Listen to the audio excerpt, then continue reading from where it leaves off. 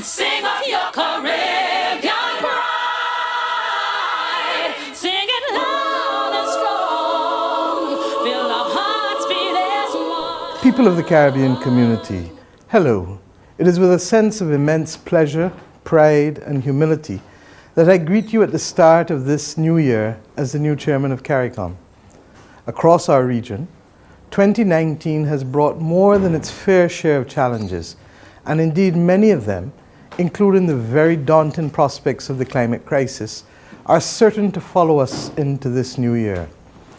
But as we enter 2020 with no thought of defeat, we do so conscious that long before terms such as resilience and sustainable development were fashionable, we saw ourselves and we knew that we are a resilient people who for centuries have battled adversity of every kind, and we've always prevailed. Our very history has been one of struggle, but one of success.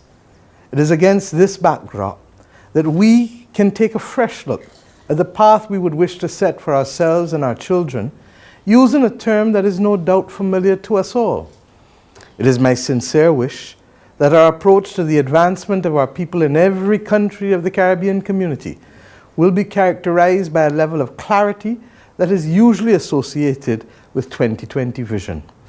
For generations, the actions and the experiences of ordinary men and ordinary women of the Caribbean have left no doubt that they have always known what they have wanted for the inhabitants of these islands, and we are no different today.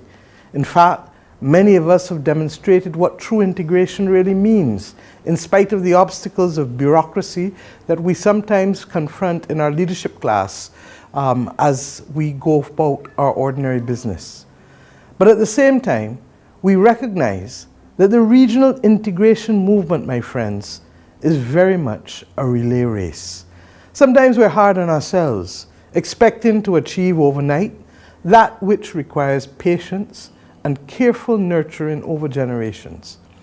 Our vision to better the lot of our people has remained constant from the very early days of the Montego Bay Conference in 1947 on closer association of the British West Indian colonies, to the West Indian Federation of 1958 to 1962, most ably led by the founder of my own political party, the Right Excellent Sir Grantley Adams. From the establishment of CARIFTA on December 15, 1965, 10 weeks after I was born, at Dickinson Bay in Antigua, to its transformation into the Caribbean Community, the institution we now know, the document signed on July 4th but coming into force on Emancipation Day, August 1st of 1973 at Chaguaramas in Trinidad, or to the 1989 Grand Aunts Declaration in Grenada that signaled our determination to remove the disadvantages of size and geography from our national development through our commitment to establish the single market and single economy. Our process has therefore been one that has moved from generation to generation of committed Caribbean people to the building of a regional integration movement that will allow us always to work to provide the best lives possible for our people. Lest we be influenced by those who will only see a half-empty glass rather than one that is half full, may I remind us all that the European integration movement started on the 16th of April 1948, so that as we enter the third decade of the 21st century, they too are still working to perfect that union despite having far more resources than we have ever had in the Caribbean. I pray, therefore, that 2020 will strengthen us to run our leg of this regional integration relay race with confidence. I pray that as leaders of the Caribbean community, we will work to give our people renewed confidence and inspiration to help us run this very leg, while staying focused on achieving the next phase of critical progress. And what is that next phase, my brothers and sisters? We are duty-bound to continue this journey across the community, whether as a collective of the whole or in twos and threes where we're gathered, in a way that will, one, remove the obstacles to passport-free movement between our nations.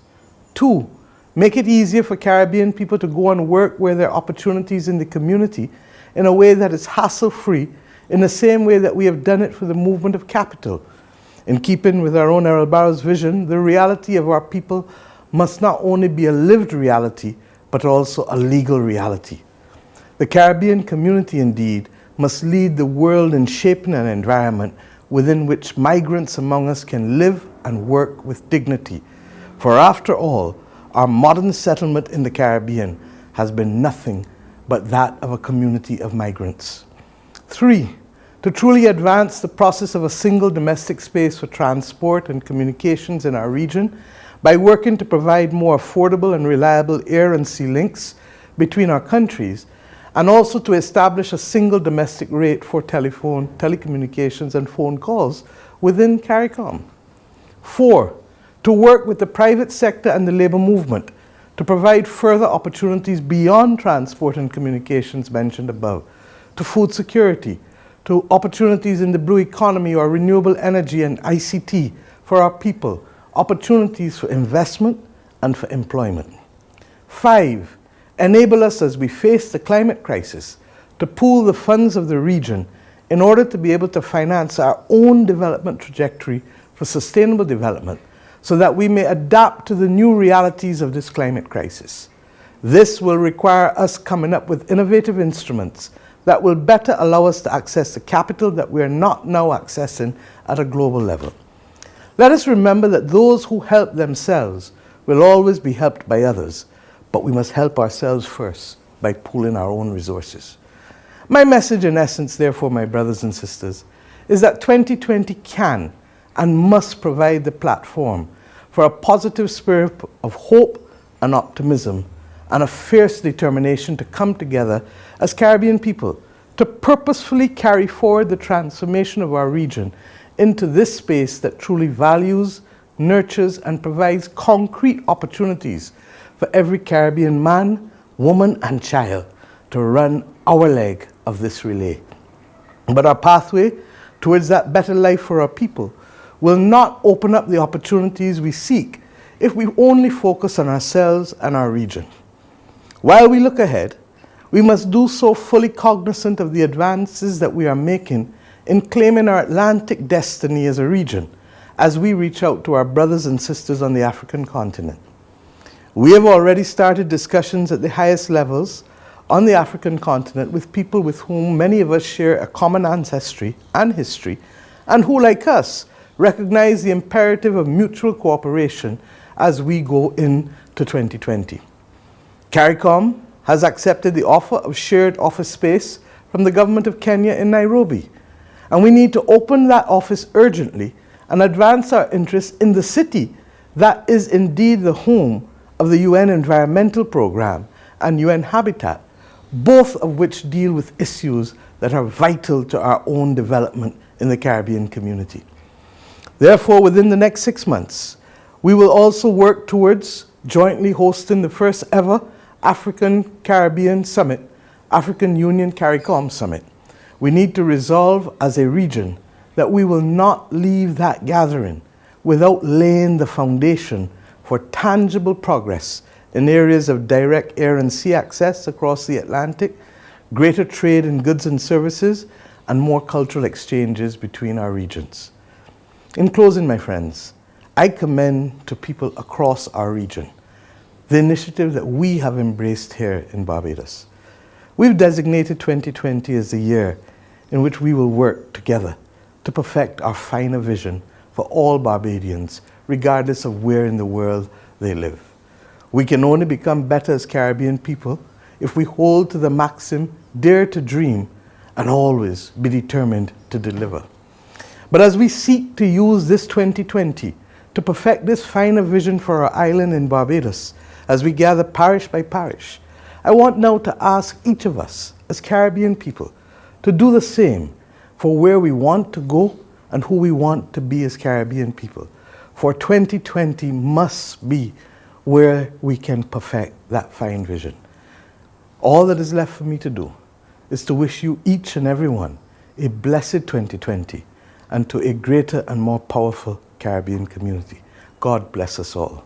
Thank you. Raise your voices high and sing of your Caribbean pride. Sing it loud and strong.